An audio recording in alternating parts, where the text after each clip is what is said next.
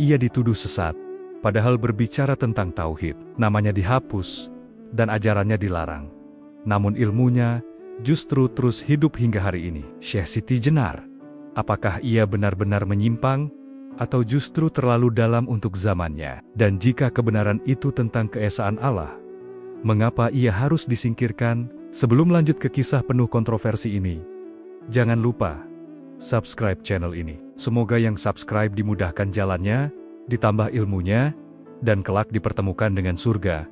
Amin. Dalam sejarah Islam di tanah Jawa, ada satu nama yang selalu memicu perdebatan panjang. Syekh Siti Jenar, namanya sering disebut dengan nada waspada, bahkan takut. Ia dicap sesat, ajarannya dianggap berbahaya, dan kisahnya seolah sengaja disisihkan dari cerita besar Wali Songo. Namun anehnya, semakin ditekan, nama itu justru semakin hidup. Hingga hari ini, Syekh Siti Jenar tetap menjadi sosok yang membuat orang bertanya-tanya, benarkah ia sesat?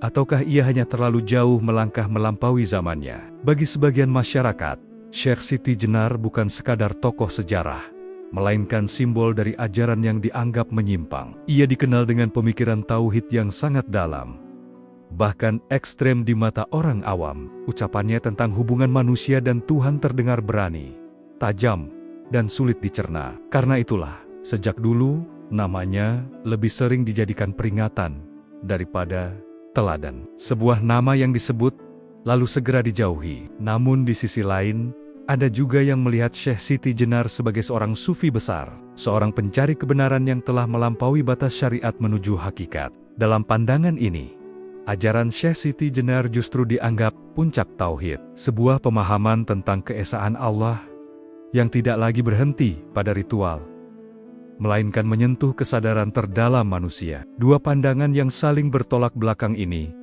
membuat kisahnya tak pernah benar-benar selesai. Yang membuat persoalan ini semakin rumit adalah fakta bahwa Syekh Siti Jenar hidup di masa yang sangat genting. Islam di Jawa saat itu masih dalam tahap awal penyebaran. Masyarakat baru belajar mengenal salat, puasa, dan syariat dasar. Para wali berjuang keras menanamkan Islam dengan cara yang lembut dan bertahap, agar tidak menimbulkan keguncangan sosial. Dalam kondisi seperti ini, ajaran tauhid tingkat tinggi bisa menjadi pedang bermata dua. Disinilah konflik mulai terasa. Ketika sebagian wali memilih jalur syariat sebagai pondasi umat, Syekh Siti Jenar justru berbicara tentang hakikat. Ia tidak banyak bicara tentang hukum lahir, melainkan tentang makna terdalam keberadaan manusia di hadapan Tuhan.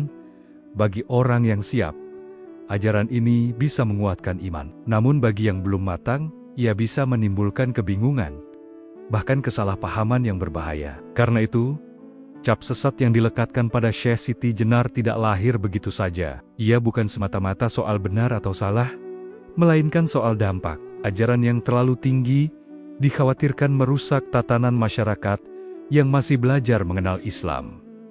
Tauhid yang seharusnya membimbing justru bisa menyesatkan jika disampaikan tanpa batas dan tanpa adab. Meski demikian, satu hal tidak bisa dipungkiri, nama Syekh Siti Jenar tidak pernah benar-benar hilang. Ia terus muncul dalam cerita rakyat, naskah kuno, hingga perbincangan modern.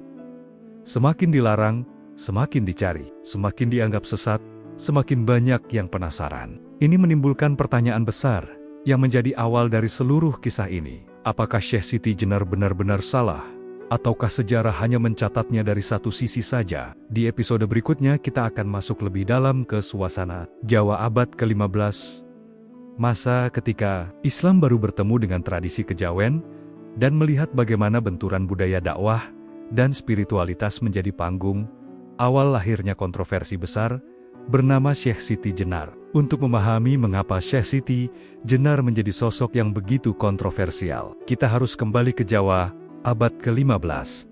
Sebuah masa ketika Islam belum benar-benar mengakar. Saat itu, masyarakat Jawa hidup dalam tradisi panjang yang dipengaruhi Hindu, Buddha, animisme, dan kepercayaan leluhur. Dunia spiritual bukan hal asing, justru menjadi bagian penting dalam kehidupan sehari-hari. Ketika Islam datang, ia tidak hadir di tanah kosong. Ia bertemu dengan budaya yang sudah matang, simbolik, dan penuh makna batin. Karena itulah, dakwah Islam di Jawa tidak bisa dilakukan dengan cara keras. Para wali memahami betul bahwa perubahan keyakinan harus berjalan perlahan, agar tidak menimbulkan penolakan dan kekacauan sosial. Dari sinilah lahir pendekatan dakwah yang halus, bertahap, dan penuh kebijaksanaan. Wali Songo memilih jalan syariat sebagai pintu masuk utama. Mereka mengajarkan salat, puasa, zakat dan akhlak, sambil tetap menghormati budaya lokal. Wayang, gamelan, tembang, dan simbol-simbol Jawa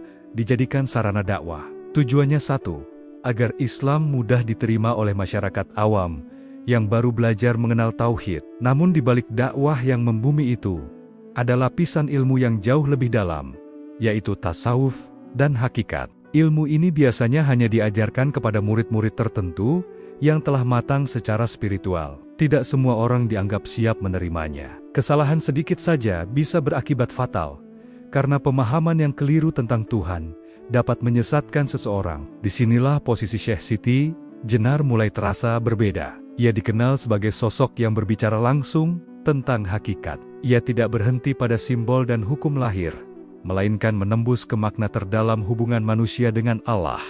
Bagi Syekh Siti Jenar, tauhid bukan sekadar pengakuan lisan, tetapi kesadaran total bahwa tidak ada yang wujud selain kehendak Tuhan.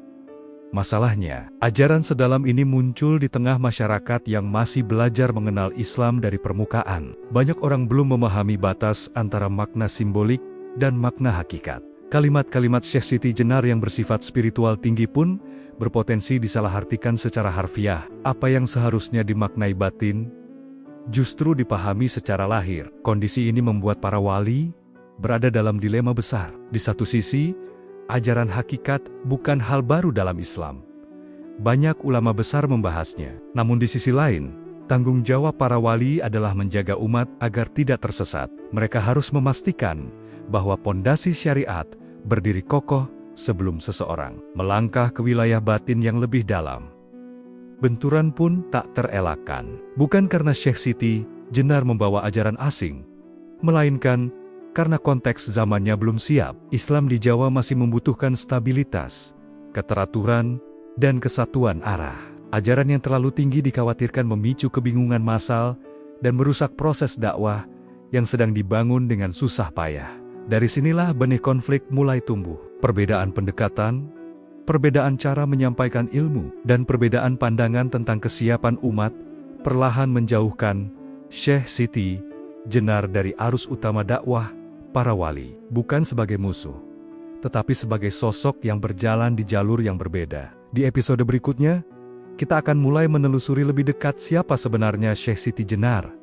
Dari asal-usul namanya, latar belakang keilmuannya, hingga bagaimana ia bisa muncul sebagai figur spiritual yang begitu berpengaruh sekaligus ditakuti dalam sejarah Islam Jawa. Setelah memahami situasi Jawa abad ke-15, dan rapuhnya fondasi Islam saat itu, pertanyaan besar pun muncul. Siapa sebenarnya Syekh Siti Jenar? Mengapa namanya begitu kuat, begitu ditakuti, namun juga begitu dikenang? Ia bukan tokoh biasa yang muncul tanpa latar belakang. Syekh Siti Jenar adalah sosok yang jejaknya bercabang antara sejarah, legenda, dan penafsiran spiritual. Nama Syekh Siti Jenar sendiri bukan satu-satunya sebutan. Dalam beberapa naskah Jawa, ia juga dikenal dengan nama Syekh Lemah Abang.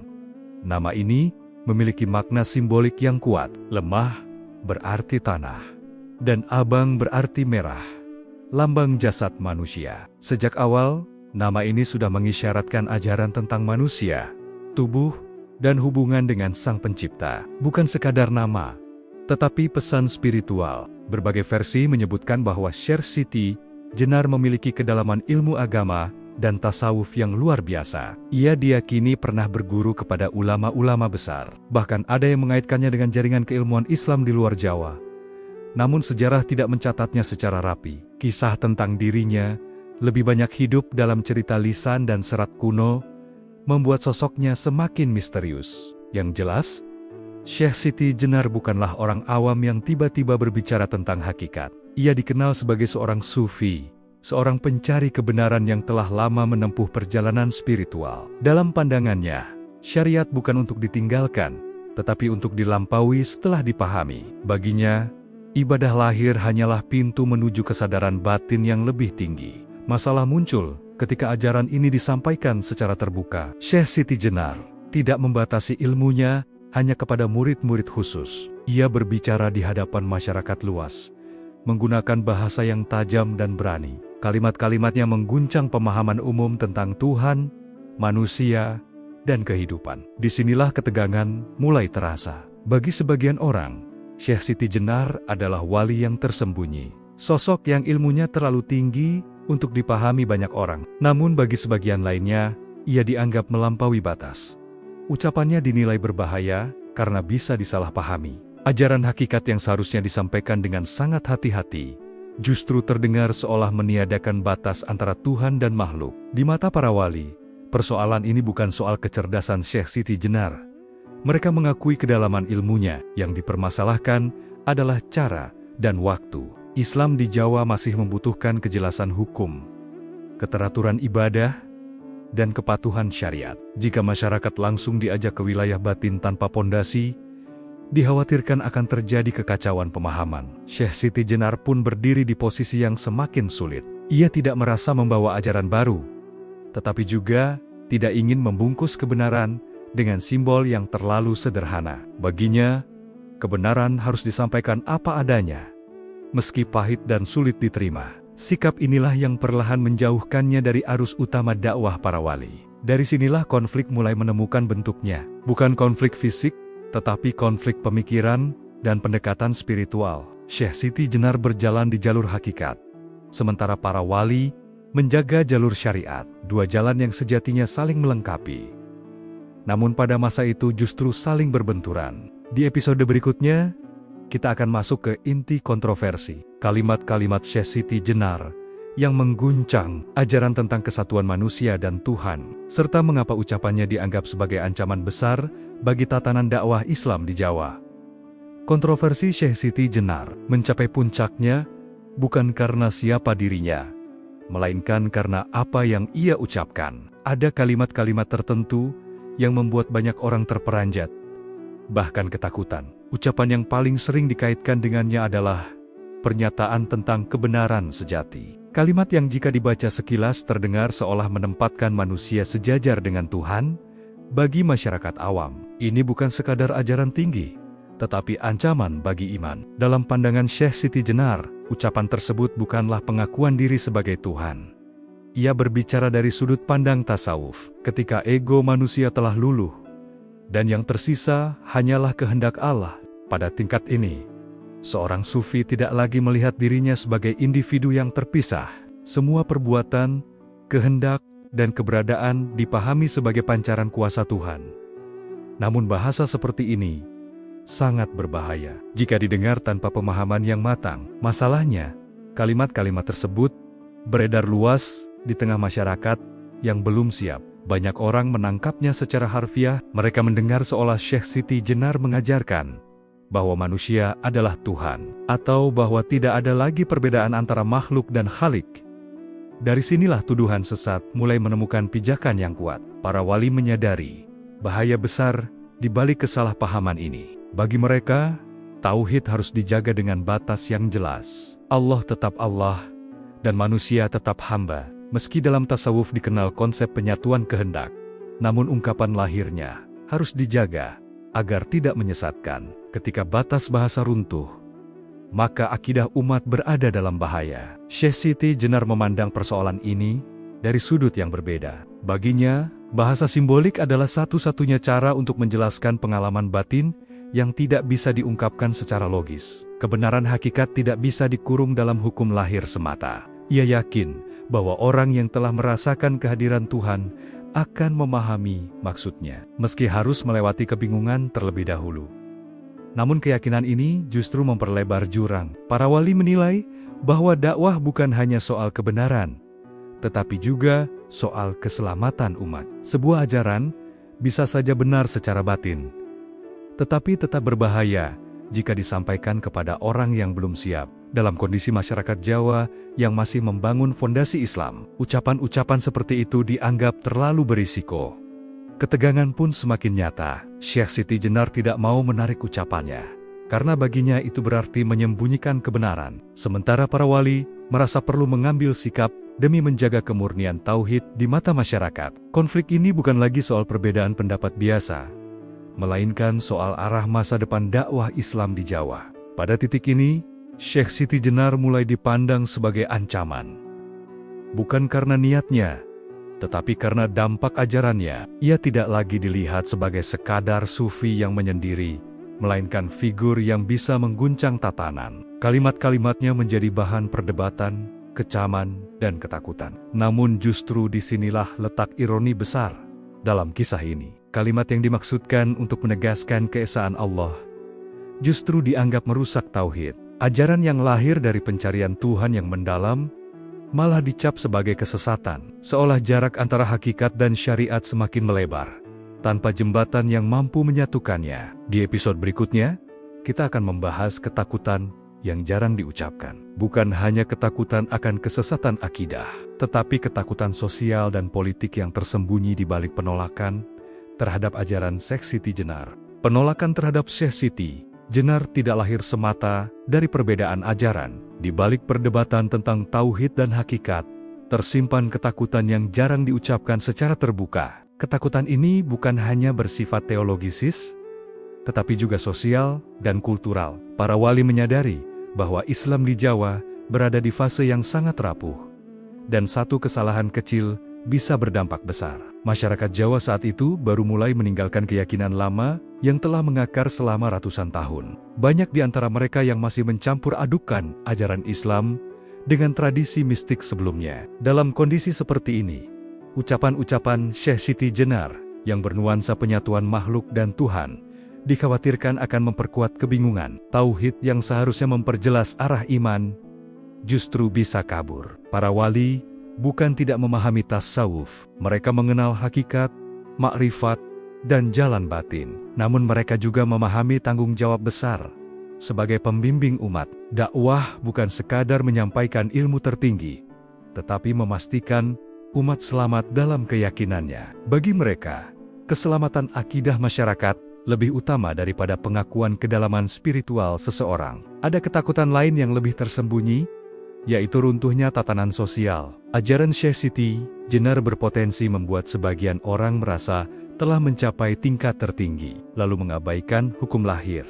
Jika seseorang merasa telah menyatu dengan kehendak Tuhan, apa yang menjamin ia masih merasa wajib menjalankan syariat? Kekhawatiran inilah yang paling menghantui para wali. Islam yang sedang dibangun di Jawa membutuhkan keteraturan, salat berjamaah, puasa bersama, zakat, dan hukum sosial menjadi fondasi persatuan umat. Jika fondasi ini goyah, dakwah yang telah dirintis dengan susah payah bisa runtuh. Dalam pandangan para wali, membiarkan ajaran hakikat disebarkan tanpa batas, sama saja dengan mempertaruhkan masa depan Islam di Jawa. Syekh Siti Jenar, di sisi lain, memandang ketakutan ini sebagai bentuk keterikatan pada bentuk luar. Baginya, hukum lahir tanpa kesadaran batin hanya akan melahirkan kepatuhan kosong. Ia percaya bahwa ketika seseorang benar-benar mengenal Tuhan, maka akhlaknya akan terjaga dengan sendirinya. Namun keyakinan ini sulit diterima oleh mereka yang harus memikirkan umat secara keseluruhan. Benturan ini menciptakan jurang yang semakin dalam. Para wali melihat Syekh Siti Jenar sebagai sosok yang terlalu berani mengambil risiko, sementara Syekh Siti Jenar memandang para wali terlalu berhati-hati hingga menutup pintu kebenaran hakikat. Keduanya berdiri di atas niat baik, namun dengan pandangan yang berbeda tentang prioritas dakwah. Ketakutan para wali sebenarnya bukan pada pribadi Syekh Siti Jenar, melainkan pada efek domino yang mungkin terjadi. Jika satu orang berbicara tentang penyatuan dengan Tuhan, maka yang lain bisa menafsirkannya sebagai pembenaran hawa nafsu. Ajaran yang suci bisa berubah menjadi pembenaran perilaku yang menyimpang. Disinilah keputusan berat mulai terbentuk. Para wali merasa perlu membatasi, bahkan menghentikan penyebaran ajaran Syekh Siti Jenar demi menjaga umat. Keputusan ini bukan tanpa beban batin. Mereka sadar bahwa yang dihadapi bukan orang sembarangan, melainkan sosok berilmu tinggi dan tulus mencari Tuhan. Namun sejarah seringkali tidak memberi ruang bagi pilihan yang sempurna. Di antara menjaga kebenaran hakikat dan menyelamatkan umat secara luas, para wali memilih jalan yang paling aman. Jalan yang kelak membuat nama Syekh Siti Jenar dicap sesat. Dan kisahnya berubah menjadi luka dalam sejarah Islam Jawa. Di episode berikutnya, kita akan masuk ke inti perdebatan paling tajam tentang tauhid, hakikat, dan tauhid syariat. Dua jalan yang seharusnya saling melengkapi, namun justru dipertentangkan dalam kisah Syekh Siti Jenar.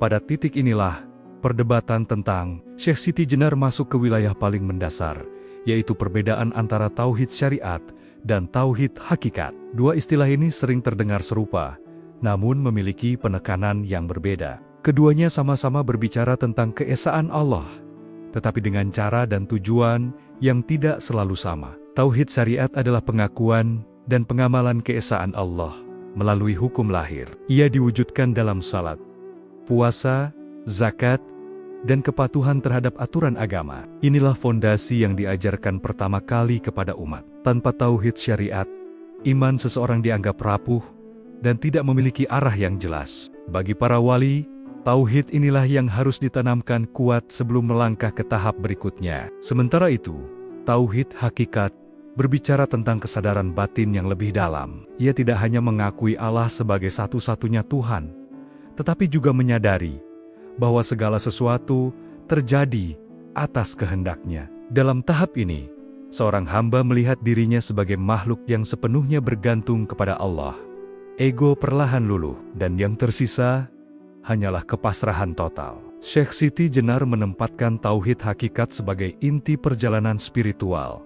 Baginya, syariat hanyalah jembatan. Jika seseorang berhenti di jembatan dan tidak menyeberang, maka ia tidak akan pernah sampai pada tujuan. Ia mendorong manusia untuk mengenal Tuhan bukan hanya lewat hukum, tetapi lewat pengalaman batin yang langsung dan mendalam. Namun disinilah perbedaan tajam muncul. Para wali tidak menolak tauhid hakikat, tetapi mereka menolak menjadikannya sebagai ajaran umum. Mereka menilai bahwa tidak semua orang siap melampaui syariat. Banyak orang yang baru memahami agama dari sisi luar. Jika langsung diajak ke wilayah batin, mereka bisa tersesat dan salah arah. Masalahnya, tauhid hakikat sering menggunakan bahasa simbolik dan paradoks. Ungkapan tentang ketiadaan diri, tentang kehendak Tuhan yang meliputi segalanya, mudah disalahpahami sebagai penghapusan kewajiban. Inilah yang paling dikhawatirkan para wali. Mereka takut umat mengira bahwa setelah mencapai kesadaran batin, syariat tidak lagi penting. Syekh Siti Jenar melihat kekhawatiran ini sebagai ketakutan yang berlebihan. Baginya, orang yang benar-benar mencapai tauhid hakikat justru akan semakin patuh secara lahir. Kesadaran batin melahirkan akhlak, bukan kebebasan tanpa batas. Namun keyakinan ini sulit dibuktikan di hadapan masyarakat luas yang beragam tingkat pemahamannya. Perdebatan ini bukan sekadar teori. Ia menyentuh cara Islam akan tumbuh di Jawa. Apakah Islam akan dibangun dari kesadaran batin yang mendalam, atau dari hukum lahir yang tertib? Para wali memilih jalan kedua sebagai strategi dakwah. Syekh Siti Jenar memilih jalan pertama sebagai panggilan spiritual. Dua jalan ini sejatinya tidak saling meniadakan. Dalam banyak tradisi tasawuf, syariat dan hakikat berjalan beriringan. Namun dalam konteks Jawa abad ke-15, perbedaan penekanan ini menjadi sumber konflik yang sulit dijembatani. Waktu, tempat dan kondisi umat membuat perbedaan ini terasa tajam dan berbahaya. Akhirnya, tauhid hakikat yang diusung Syekh Siti Jenar dipandang bukan sebagai pelengkap, melainkan sebagai ancaman, bukan karena isinya semata, tetapi karena potensi dampaknya. Tauhid syariat dijadikan benteng, sementara tauhid hakikat dianggap wilayah yang harus dijaga ketat. Di episode berikutnya, kita akan membahas pertanyaan penting, ajaran setinggi ini seharusnya disampaikan kepada siapa, dan mengapa persoalan kesiapan murid menjadi kunci utama dalam tragedi yang menimpa Syekh Siti Jenar. Setelah perbedaan antara tauhid syariat dan tauhid hakikat semakin jelas, persoalan yang paling menentukan pun muncul. Kepada siapa ajaran setinggi itu seharusnya disampaikan? Inilah titik krusial yang membuat posisi Syekh Siti Jenar semakin terjepit. Masalahnya bukan lagi pada isi ajaran, melainkan pada kesiapan orang yang menerimanya. Dalam tradisi tasawuf, ilmu hakikat tidak diberikan secara sembarangan. Seorang murid harus melalui proses panjang, mulai dari pembersihan akhlak, disiplin ibadah, hingga bimbingan langsung dari guru. Semua itu dilakukan agar murid tidak terjebak dalam kesombongan spiritual. Tanpa proses ini, ilmu hakikat justru bisa menjadi racun bagi jiwa. Syekh Siti Jenar, dengan pandangan spiritualnya, percaya bahwa setiap manusia memiliki potensi untuk mengenal Tuhan secara langsung. Ia tidak ingin membatasi ilmu hanya pada kelompok tertentu. Baginya, kebenaran sejati seharusnya terbuka bagi siapa saja yang mau mendengarkan dan merenung. Sikap inilah yang membuat ajarannya tersebar luas. Namun penyebaran luas inilah yang memicu kekhawatiran besar. Masyarakat Jawa saat itu sangat beragam tingkat pemahamannya. Ada yang baru mengenal Islam, ada pula yang masih mencampur adukan ajaran lama dengan keyakinan baru. Ketika ajaran hakikat disampaikan tanpa penyaringan, risiko salah tafsir menjadi sangat besar. Para wali melihat ini sebagai bahaya nyata. Mereka memahami bahwa ilmu yang tinggi membutuhkan wadah yang kuat. Jika wadahnya rapuh, isi yang luhur justru akan tumpah dan hilang maknanya. Dalam konteks ini, wadah itu adalah akhlak, syariat, dan bimbingan yang ketat. Tanpa itu, ajaran Syekh Siti Jenar bisa berubah menjadi pembenaran diri. Kekhawatiran ini bukan tanpa dasar. Beberapa orang mulai menganggap dirinya telah mencapai tingkat tinggi, lalu meremehkan ibadah lahir. Ada yang merasa tidak lagi terikat hukum, karena mengira telah menyatu dengan kehendak Tuhan. Fenomena seperti inilah yang membuat para wali semakin resah. Syekh Siti Jenar memandang fenomena tersebut sebagai kesalahpahaman murid, bukan kesalahan ajaran. Ia percaya bahwa kebenaran sejati akan menuntun orang yang tulus. Namun dalam dakwah, kesalahan kecil bisa berdampak besar. Satu orang yang tersesat bisa menyeret banyak orang lain. Perbedaan cara pandang ini memperlebar jarak antara Syekh Siti Jenar dan para wali. Para wali menilai bahwa membatasi ajaran bukan berarti menyembunyikan kebenaran, melainkan melindungi umat. Sementara Syekh Siti Jenar melihat pembatasan sebagai bentuk ketakutan menghadapi kebenaran yang telanjang. Konflik ini tidak pernah benar-benar diselesaikan lewat dialog yang tuntas. Keduanya berdiri pada prinsip masing-masing. Syekh Siti Jenar teguh pada keyakinan bahwa hakikat harus dikenalkan agar manusia tidak terjebak pada formalitas kosong. Para wali teguh pada keyakinan bahwa syariat harus dijaga agar umat tidak kehilangan arah.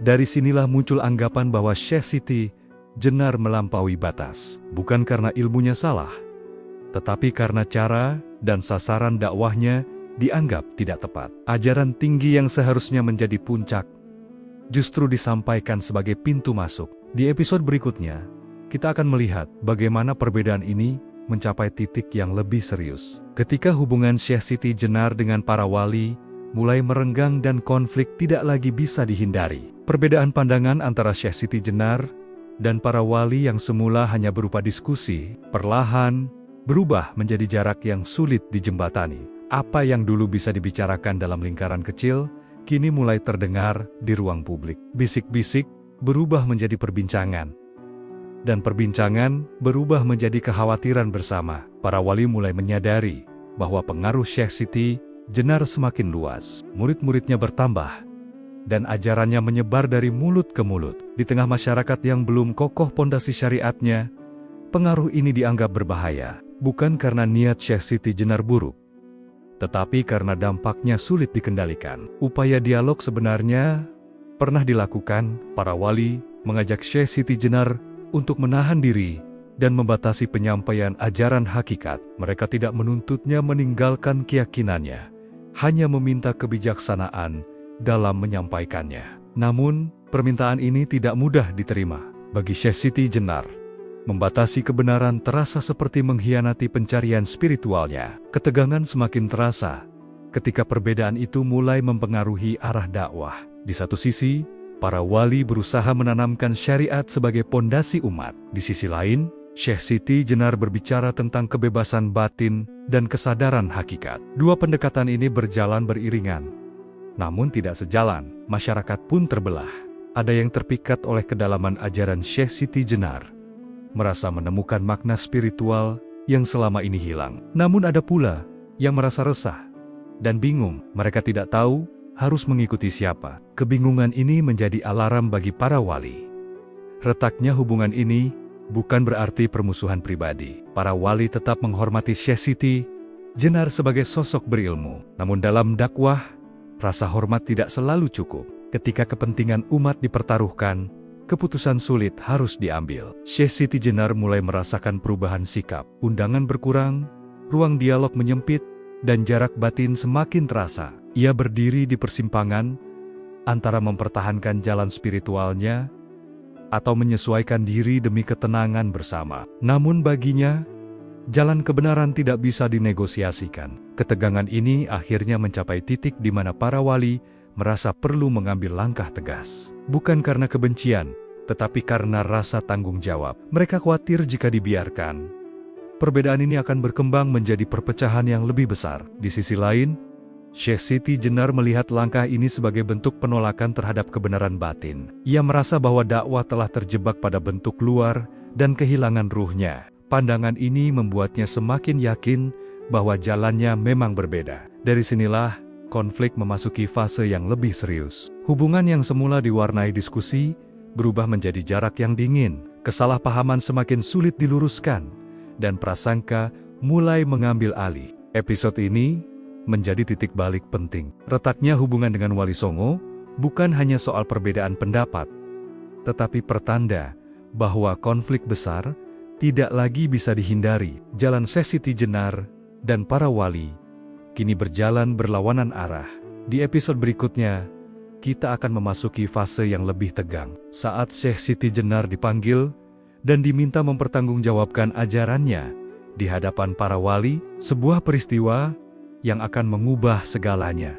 Ketegangan yang selama ini hanya terasa di balik percakapan akhirnya mencapai titik terbuka. Syekh Siti Jenar dipanggil untuk menghadap para wali, bukan sebagai murid, bukan pula sebagai sahabat diskusi, melainkan sebagai sosok yang harus dimintai pertanggungjawaban atas ajarannya. Peristiwa ini menjadi momen paling menentukan dalam seluruh kisah hidupnya. Pertemuan itu bukan sekadar pertemuan biasa. Ia berlangsung dengan suasana berat dan penuh kehati-hatian. Para wali berkumpul bukan untuk mencari sensasi, tetapi untuk menjaga arah dakwah Islam di Jawa. Di hadapan mereka berdiri Syekh Siti Jenar, tenang, teguh, dan tanpa rasa gentar. Ia sadar bahwa apa yang akan dibicarakan bukan persoalan kecil. Para wali mulai dengan pertanyaan yang tajam, namun terukur. Mereka meminta Syekh Siti Jenar menjelaskan maksud dari ajaran-ajarannya, terutama ucapan-ucapan yang dianggap berbahaya bagi tauhid. Mereka ingin memastikan apakah ajaran itu benar-benar mengarah pada kesesatan atau hanya disalahpahami oleh masyarakat. Syekh Siti Jenar menjawab dengan bahasa yang jujur dan lugas. Ia menegaskan bahwa dirinya tidak pernah mengajarkan manusia sebagai Tuhan. Yang ia ajarkan adalah lenyapnya ego manusia di hadapan kehendak Allah. Baginya, ketika seseorang benar-benar mengenal Tuhan, tidak ada lagi yang tersisa selain kepasrahan total. Namun penjelasan ini justru memperjelas perbedaan. Para wali tidak mempersoalkan kedalaman makna, tetapi dampaknya. Mereka melihat bahwa bahasa seperti itu terlalu berat untuk masyarakat awam. Kalimat yang dimaksudkan sebagai simbol spiritual justru ditangkap secara harfiah, dan disinilah bahaya besar mengintai. Dialog pun berlangsung panjang. Ada upaya untuk mencari titik temu, namun perbedaan prinsip sulit disatukan. Para wali meminta agar ajaran hakikat disampaikan secara terbatas dan dengan pengawasan ketat. Syekh Siti Jenar merasa permintaan itu bertentangan dengan keyakinannya tentang keterbukaan kebenaran. Dalam pertemuan itu, ketegangan terasa semakin kental, bukan karena emosi meledak, tetapi karena masing-masing pihak berdiri pada keyakinan yang sama kuatnya. Para wali berbicara dari sudut tanggung jawab sosial dan dakwah. Syekh Siti Jenar berbicara dari sudut kejujuran spiritual dan pengalaman batin. Sidang ini bukan pengadilan yang mencari hukuman, melainkan forum yang mencoba menentukan arah. Namun semakin lama berlangsung, semakin jelas bahwa jalan mereka tidak lagi searah. Apa yang dianggap kehati-hatian oleh para wali, dianggap pembatasan kebenaran oleh Syekh Siti Jenar.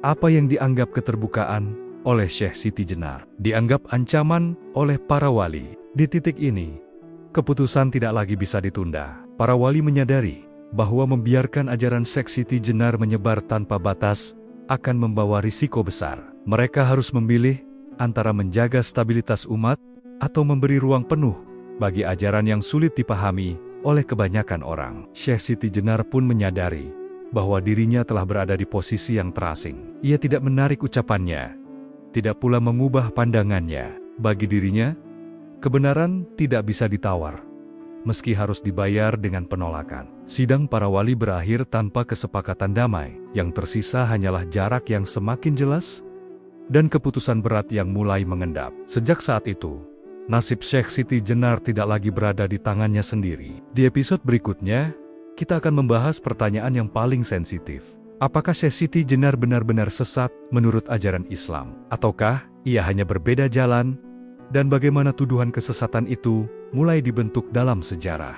Setelah sidang para wali berakhir tanpa titik temu, satu pertanyaan besar mulai menggema di tengah masyarakat. Apakah Syekh Siti Jenar benar-benar sesat? Pertanyaan ini tidak hanya muncul dari kalangan awam, tetapi juga dari para ulama dan murid-murid yang selama ini mengikuti ajarannya. Cap sesat bukan perkara ringan, karena ia menyangkut iman, keselamatan, dan sejarah. Untuk menjawabnya, kita harus memisahkan antara isi ajaran dan cara penyampaiannya. Ajaran Syekh Siti Jenar berakar pada tasawuf, tradisi spiritual dalam Islam yang telah lama dikenal. Konsep lenyapnya ego, kepasrahan total kepada Allah, dan kesadaran bahwa segala sesuatu terjadi atas kehendaknya bukanlah hal asing. Banyak ulama besar membahasnya dengan bahasa yang sangat hati-hati. Masalahnya muncul ketika bahasa tasawuf itu dipahami secara harfiah. Ungkapan simbolik yang seharusnya dimaknai batin justru dianggap sebagai pernyataan literal. Disinilah tuduhan kesesatan mulai menguat. Bukan karena ajarannya sepenuhnya menyimpang, tetapi karena potensi salah tafsir yang sangat besar. Para wali melihat persoalan ini dari sudut pandang hukum dan tanggung jawab dakwah. Dalam Islam, menjaga akidah umat adalah kewajiban utama. Jika sebuah ajaran berpotensi merusak pemahaman tauhid orang banyak, maka pembatasan dianggap sah. Dalam konteks ini, Syekh Siti Jenar dinilai melampaui batas kehati-hatian. Namun dari sudut pandang tasawuf, Syekh Siti Jenar tidak mengajarkan penyembahan diri. Ia tidak meniadakan Tuhan, justru menegaskan keesaan Allah secara total. Ia mengajak manusia untuk melepaskan ego, bukan meninggikan diri. Tetapi ajaran seperti ini memang tidak mudah dipahami tanpa bimbingan yang ketat. Disinilah letak kerumitan sejarah. Tuduhan sesat seringkali lahir bukan dari niat jahat, tetapi dari ketakutan akan dampak. Para wali khawatir bahwa ajaran Syekh Siti Jenar akan disalahgunakan oleh orang-orang yang ingin membenarkan perilaku menyimpang. Ketakutan ini semakin kuat ketika muncul gejala pengabaian syariat oleh sebagian pengikut. Syekh Siti Jenar sendiri tidak pernah mengakui dirinya salah. Ia merasa bahwa kebenaran tidak berubah hanya karena ditolak. Baginya, kesalahan ada pada pemahaman manusia, bukan pada hakikat itu sendiri. Sikap ini membuat posisinya semakin sulit, karena ia tidak memberi ruang kompromi. Dalam sejarah Islam, kasus seperti ini bukan hal baru. Banyak tokoh sufi mengalami penolakan karena ajarannya dianggap terlalu tinggi. Beberapa di antaranya bahkan mengalami hukuman berat. Ini menunjukkan bahwa konflik antara hakikat dan syariat bukan persoalan satu zaman saja. Namun penting untuk dicatat, cap sesat yang melekat pada Syekh Siti Jenar tidak pernah sepenuhnya disepakati oleh semua pihak. Ada yang menerimanya sebagai keputusan dakwah, ada pula yang melihatnya sebagai tragedi spiritual. Perbedaan pandangan ini terus bertahan hingga sekarang. Pertanyaan tentang kesesatan Syekh Siti Jenar pada akhirnya tidak memiliki jawaban sederhana. Ia berada di wilayah abu-abu antara kebenaran batin dan tanggung jawab sosial. Disinilah sejarah memilih jalannya sendiri, dengan segala konsekuensi yang menyertainya. Di episode berikutnya, kita akan masuk ke bagian paling misterius dalam kisah ini. Bagaimana akhir hidup Syekh Siti Jenar? Apakah ia benar-benar dihukum, menghilang, atau justru mencapai puncak pengalaman spiritual yang tak tercatat oleh sejarah resmi? Setelah tuduhan kesesatan menguat, kisah Syekh Siti Jenar memasuki wilayah yang paling kabur dan penuh perbedaan versi, yaitu tentang akhir hidupnya. Tidak ada satu catatan tunggal yang benar-benar disepakati. Sejarah seolah berhenti menulis dengan jelas, lalu menyerahkan sisanya pada cerita lisan, serat kuno, dan tafsir generasi setelahnya. Versi yang paling sering beredar menyebutkan bahwa Syekh Siti Jenar dijatuhi hukuman berat. Ia dikisahkan dieksekusi sebagai bentuk ketegasan menjaga akidah umat. Versi ini menempatkan para wali sebagai penjaga syariat yang harus mengambil keputusan pahit demi keselamatan banyak orang. Dalam kisah ini, Syekh Siti Jenar menjadi contoh bahwa ajaran hakikat yang disampaikan tanpa batas dapat berujung tragis. Namun, versi ini tidak diterima oleh semua kalangan. Ada pula kisah yang menyebutkan bahwa Syekh Siti Jenar tidak pernah benar-benar dihukum mati. Ia dikatakan menghilang dari hadapan masyarakat, memilih jalan sunyi, atau kembali ke kehidupan spiritual yang tertutup. Dalam versi ini, penghilangan nama dan perannya dianggap sebagai bentuk pemisahan simbolik, bukan hukuman fisik. Versi lain bahkan lebih simbolik. Beberapa naskah menggambarkan akhir Syekh Siti Jenar sebagai pencapaian fana, lenyapnya diri dalam kehendak Tuhan. Kisah tentang tubuh yang hancur menjadi tanah, atau jasad yang berubah, sering dimaknai bukan secara harfiah, melainkan sebagai lambang lenyapnya ego. Dalam pandangan ini, kematian Syekh Siti Jenar bukan kekalahan, melainkan puncak perjalanan spiritual. Perbedaan versi ini menimbulkan pertanyaan besar. Mengapa akhir hidup seorang tokoh penting justru diselimuti kabut? Jawabannya mungkin terletak pada sensitivitas kisah itu sendiri. Menuliskan akhir Syekh Siti Jenar secara gamblang berisiko membuka kembali perdebatan lama yang ingin diredam demi stabilitas dakwah. Para wali dan generasi setelahnya tampaknya lebih memilih keheningan daripada konflik berkepanjangan. Dengan membiarkan kisah akhir Syekh Siti Jenar samar, perhatian masyarakat perlahan dialihkan kembali pada pembangunan umat dan penguatan syariat. Sejarah resmi pun memilih untuk tidak memperjelas detail yang bisa memicu keguncangan. Namun, keheningan tidak selalu berarti lupa. Justru karena kisahnya tidak dituntaskan, Syekh Siti Jenar terus hidup dalam pertanyaan. Setiap versi akhir hidupnya memantulkan sudut pandang yang berbeda tentang dirinya. Apakah ia korban, pemberontak, atau sufi yang telah mencapai puncak makrifat? Yang jelas, akhir hidup Syekh Siti Jenar tidak bisa dilepaskan dari konflik besar antara hakikat dan syariat. Apapun versi yang dipercaya, semuanya menunjukkan bahwa ia adalah sosok yang terlalu besar untuk diabaikan begitu saja. Bahkan dalam diam, namanya tetap bergema. Kisah ini juga menunjukkan bahwa sejarah tidak selalu netral. Ia ditulis oleh kebutuhan zaman, oleh rasa aman, dan oleh pilihan-pilihan sulit. Apa yang tidak ditulis seringkali sama pentingnya dengan apa yang dicatat. Di episode berikutnya, kita akan membahas mengapa nama Syekh Siti Jenar seolah sengaja dikaburkan dalam sejarah resmi, dan bagaimana pengaburan ini menjadi bagian dari strategi dakwah yang lebih besar di tanah Jawa. Setelah kisah akhir hidup Syekh Siti Jenar dibiarkan samar, satu hal menjadi semakin jelas, namanya seolah sengaja dikaburkan dalam sejarah resmi. Ia tidak dihapus sepenuhnya, tetapi juga tidak diberi tempat yang utuh. Syekh Siti Jenar hadir sebagai bayangan, disebut sekilas, lalu dijauhkan dari pusat cerita Islam Jawa. Pengaburan ini bukan kebetulan. Dalam konteks dakwah, menuliskan sejarah bukan hanya soal mencatat peristiwa, tetapi juga soal menjaga arah. Para wali dan penerus dakwah memahami bahwa mengangkat kembali perdebatan tentang Syekh Siti Jenar secara terbuka bisa membuka luka lama, luka yang berpotensi mengganggu stabilitas umat yang baru tumbuh. Dengan tidak menonjolkan kisahnya, fokus umat diarahkan pada ajaran yang lebih aman dan membumi. Salat, puasa, akhlak, dan syariat menjadi pusat perhatian. Ini bukan berarti Syekh Siti Jenar dianggap tidak penting, tetapi kisahnya dianggap terlalu berisiko untuk dijadikan teladan umum. Pengaburan ini juga menjadi cara halus untuk mengendalikan tafsir. Jika kisah Syekh Siti Jenar ditulis terlalu detail, masyarakat bisa menafsirkannya dengan berbagai cara. Ada yang mengagungkannya secara berlebihan, ada pula yang menolaknya secara ekstrem. Dengan membiarkan kisahnya kabur, ruang tafsir pun dipersempit. Namun strategi ini memiliki konsekuensi. Ketika sejarah resmi memilih diam, cerita alternatif pun tumbuh. Serat-serat Jawa, kisah lisan, dan tafsir mistik mulai mengisi kekosongan. Disinilah Syekh Siti Jenar hidup kembali. Bukan sebagai tokoh sejarah yang rapi, tetapi sebagai simbol pencarian spiritual yang radikal. Bagi sebagian orang, pengaburan ini justru menimbulkan kecurigaan. Mereka bertanya, jika Syekh Siti Jenar benar-benar sesat, Mengapa kisahnya tidak dijelaskan secara tuntas? Mengapa justru dibiarkan samar dan setengah-setengah? Pertanyaan inilah yang membuat namanya terus dicari hingga hari ini. Di sisi lain, ada pula yang melihat pengaburan ini sebagai bentuk kebijaksanaan. Tidak semua kebenaran harus diumumkan kepada semua orang. Ada ilmu yang memang lebih aman disimpan dalam lingkaran kecil. Dalam pandangan ini, pengaburan bukanlah penindasan, melainkan perlindungan. Syekh Siti Jenar akhirnya menjadi cermin bagi dua wajah sejarah.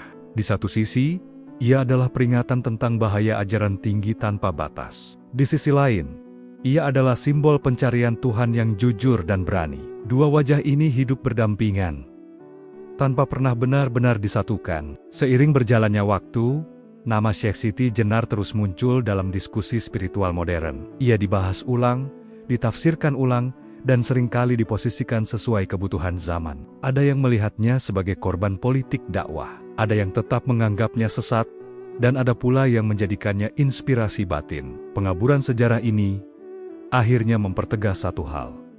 Kisah Syekh Siti Jenar tidak pernah selesai. Ia tidak berakhir di masa lalu, tetapi terus hidup dalam pertanyaan. Setiap generasi seolah diberi pilihan, melihatnya sebagai bahaya atau sebagai pelajaran. Di episode berikutnya, kita akan mulai memasuki fase refleksi, melihat kembali Syekh Siti Jenar dari sudut konteks zaman, dan menilai apakah kesalahan itu ada pada ajarannya, atau pada kondisi masyarakat yang belum siap menerimanya. Setelah melihat bagaimana nama Syekh Siti Jenar dikaburkan dalam sejarah, muncul satu pertanyaan penting yang tidak bisa dihindari. Apakah yang salah itu ajarannya, ataukah zamannya? Pertanyaan ini membawa kita pada sudut pandang yang lebih tenang dan jernih, jauh dari vonis hitam putih. Syekh Siti Jenar hidup di masa ketika Islam di Jawa masih berjuang untuk berdiri tegak. Fondasi syariat baru saja diletakkan. Masyarakat masih belajar membedakan mana ajaran lama dan mana ajaran baru. Dalam situasi seperti ini,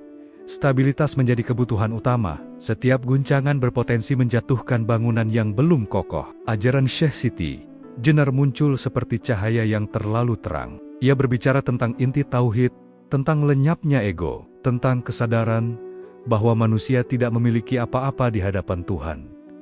Bagi mereka yang telah matang, ajaran ini bisa menjadi puncak perjalanan spiritual. Namun, bagi masyarakat yang masih belajar dasar-dasar iman, cahaya ini justru bisa membutakan. Disinilah kemungkinan besar letak persoalannya. Ajaran Syekh Siti Jenar tidak salah secara substansi, tetapi ia hadir di waktu yang tidak tepat. Ia berbicara tentang tujuan akhir, sementara umat masih berjalan di langkah pertama. Ketidaksinkronan inilah yang memicu benturan besar. Para wali memahami kondisi ini dengan sangat baik. Mereka bukan menolak kedalaman spiritual, tetapi menunda penyampaiannya. Dalam pandangan mereka, syariat harus mengakar lebih dulu, sebelum hakikat bisa diperkenalkan. Ini bukan penolakan terhadap kebenaran batin, melainkan strategi jangka panjang. Syekh Siti Jenar memilih jalan yang berbeda. Ia merasa bahwa kebenaran tidak bisa menunggu kesiapan manusia. Baginya, tugas seorang pencari Tuhan adalah menyampaikan apa yang ia temukan,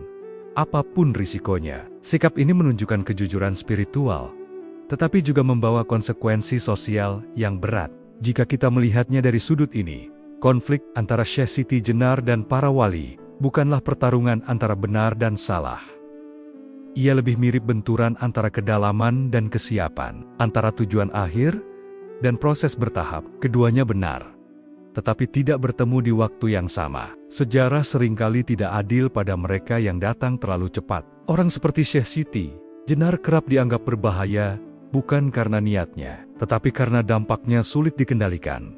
Dalam dunia dakwah, niat baik saja tidak cukup. Waktu, cara dan konteks menjadi penentu utama. Namun melihat Syekh Siti Jenar hanya sebagai kesalahan zaman, juga tidak sepenuhnya adil. Ia tetap memberi pelajaran besar tentang keberanian spiritual. Ia mengingatkan bahwa agama bukan hanya soal aturan, tetapi juga soal kesadaran batin. Tanpa ruh, syariat bisa menjadi kering. Di sisi lain, kisah ini juga mengingatkan betapa pentingnya kebijaksanaan dalam menyampaikan ilmu. Kebenaran yang tinggi membutuhkan tangga yang kuat. Tanpa tangga itu, orang bisa terjatuh sebelum sampai ke puncak. Syekh Siti Jenar bukan sekadar tokoh sesat atau tokoh suci. Ia adalah manusia dengan kedalaman spiritual yang bertemu dengan realitas sosial yang belum siap. Setelah memahami bahwa konflik Syekh Siti Jenar tidak bisa dilepaskan dari konteks zamannya, kita perlu menegaskan satu hal penting.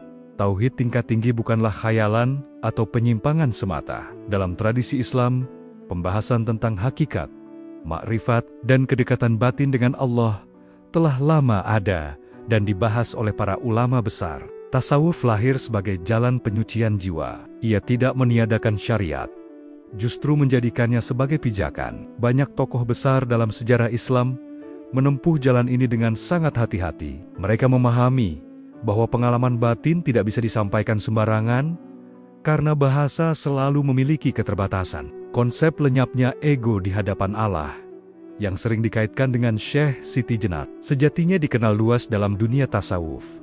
Namun, para sufi besar selalu menekankan adab. Mereka berhati-hati dalam memilih kata, menjaga murid, dan membatasi penyebaran ajaran. Tujuannya bukan menyembunyikan kebenaran, melainkan melindungi akidah. Dalam banyak kitab tasawuf, dijelaskan bahwa pengalaman batin tertinggi seringkali tidak layak diungkapkan secara terbuka. Bukan karena rahasia, tetapi karena risiko salah tafsir. Apa yang dirasakan dalam kesunyian batin bisa berubah makna ketika diucapkan di ruang publik. Syekh Siti Jenar berdiri di persimpangan yang sulit. Ia mengalami kedalaman spiritual yang nyata, tetapi mengekspresikannya dengan cara yang terbuka. Disinilah perbedaan antara pengalaman dan penyampaian menjadi sangat menentukan. Kebenaran batin tidak selalu sejalan dengan kebijaksanaan dakwah.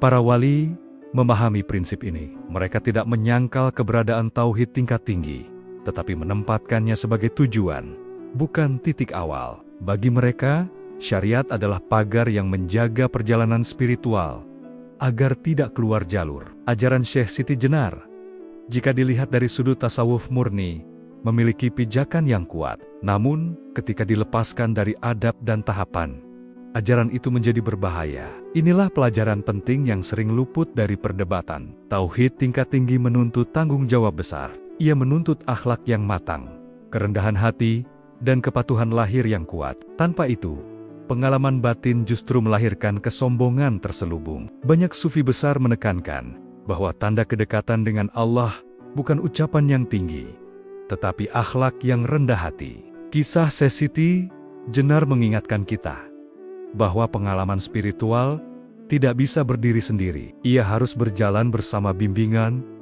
adab, dan konteks. Tanpa itu, kebenaran bisa berubah menjadi fitnah. Namun di sisi lain, kisah ini juga menegur kita agar tidak meremehkan dimensi batin dalam agama. Islam bukan hanya kumpulan hukum, tetapi juga jalan menuju pengenalan Tuhan. Menolak dimensi batin sama berbahayanya dengan mengabaikan syariat.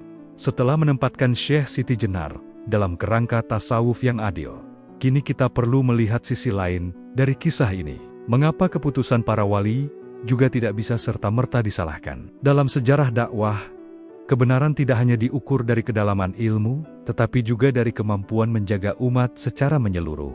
Wali Songo bukan sekadar guru spiritual. Mereka adalah pemimpin sosial, pendidik, dan penopang stabilitas masyarakat. Tugas mereka bukan hanya membimbing individu menuju kedalaman batin, tetapi memastikan Islam dapat diterima, dipahami, dan diamalkan oleh masyarakat luas yang beragam latar belakangnya. Islam yang datang ke Jawa menghadapi tantangan besar. Ia harus bersanding dengan tradisi lama tanpa menimbulkan penolakan. Dalam situasi seperti ini, pendekatan yang terlalu radikal, meski lahir dari kejujuran spiritual, bisa berakibat fatal. Para wali memilih jalan yang paling aman, yaitu menanamkan syariat sebagai fondasi bersama. Keputusan membatasi ajaran Syekh Siti Jenar bukan berarti menolak hakikat. Ia adalah upaya menjaga prioritas. Bagi para wali, umat yang selamat lebih penting daripada segelintir orang yang mampu memahami ajaran tinggi. Ini adalah pilihan berat, tetapi seringkali dakwah memang menuntut pengorbanan. Jika dilihat dari hasilnya, pilihan para wali terbukti efektif. Islam tidak hanya bertahan di Jawa, tetapi berkembang dan berakar kuat. Syariat menjadi bagian dari kehidupan sehari-hari. Akhlak menjadi nilai bersama. Dan Islam diterima sebagai jalan hidup, bukan ancaman budaya. Keberhasilan ini tidak datang tanpa harga. Salah satu harga yang harus dibayar adalah dikorbankannya kisah-kisah yang berpotensi memicu kebingungan. Syekh Siti Jenar menjadi bagian dari harga itu. Bukan karena ia tidak penting, tetapi karena kisahnya terlalu kompleks untuk dijadikan pegangan umum. Para wali juga memahami bahwa tidak semua kebenaran harus disampaikan secara terbuka. Ada ilmu yang cukup diwariskan kepada mereka yang siap. Prinsip ini dikenal luas dalam tradisi keilmuan Islam. Pengetahuan tanpa kesiapan justru bisa menyesatkan. Dengan sudut pandang ini, keputusan para wali terlihat bukan sebagai tindakan represif, melainkan protektif. Mereka memilih menutup satu pintu demi membuka banyak pintu lain. Mereka menahan satu ajaran demi menjaga jutaan jiwa. Namun ini tidak berarti Syekh Siti Jenar sepenuhnya salah. Ia dan para wali berjalan di dua jalur yang sama-sama sah, tetapi dengan tujuan operasional yang berbeda. Yang satu fokus pada kedalaman, yang lain fokus pada kelangsungan. Sejarah kemudian memilih jalur para wali sebagai arus utama. Bukan karena jalur Syekh Siti Jenar sesat, tetapi karena jalur itu terlalu sempit untuk dilalui banyak orang. Dalam dakwah, jalan yang bisa dilalui bersama seringkali lebih dibutuhkan daripada jalan yang mencapai puncak tercepat. Kisah Syekh Siti Jenar akhirnya membawa kita pada satu pelajaran besar yang melampaui sekadar benar atau salah. Ia mengajarkan bahwa dalam perjalanan iman, ilmu setinggi apapun membutuhkan adab, dan kebenaran sedalam apapun membutuhkan kebijaksanaan. Tanpa keduanya, cahaya bisa berubah menjadi api yang membakar. Syekh Siti Jenar bukan tokoh yang bisa disederhanakan sebagai sosok sesat atau suci. Ia adalah cermin dari kerinduan manusia untuk mengenal Tuhan secara utuh. Kerinduan yang jujur, mendalam dan berani. Namun keberanian spiritual tanpa pertimbangan sosial bisa menimbulkan luka, bukan hanya bagi diri sendiri, tetapi juga bagi orang lain. Dari kisahnya kita belajar bahwa syariat dan hakikat bukan dua jalan yang saling meniadakan. Keduanya adalah satu rangkaian.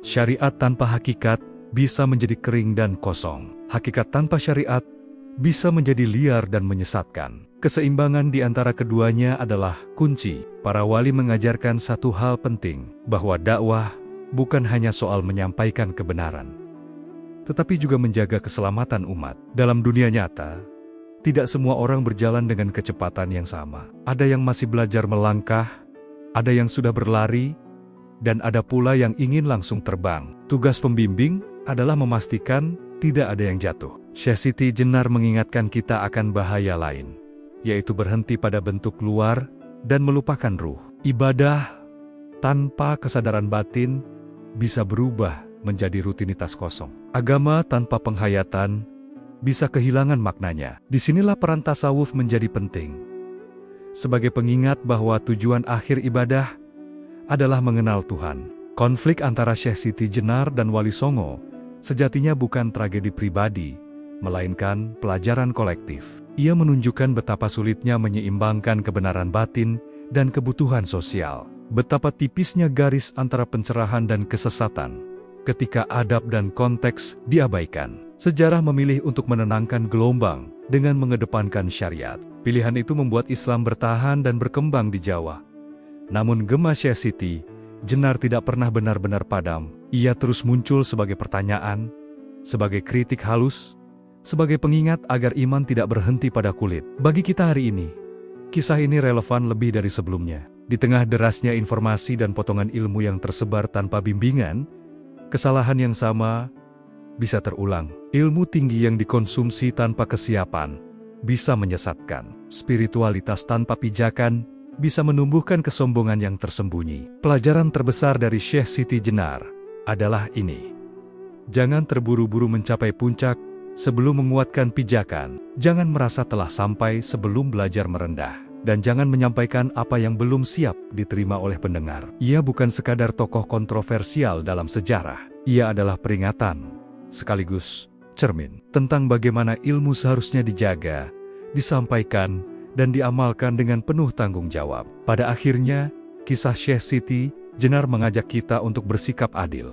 Adil pada syariat yang menjaga, adil pada hakikat yang menghidupkan, dan adil pada sejarah yang tidak selalu hitam putih. Karena dalam perjalanan menuju Tuhan, yang paling berbahaya bukanlah ketidaktahuan, melainkan merasa paling tahu.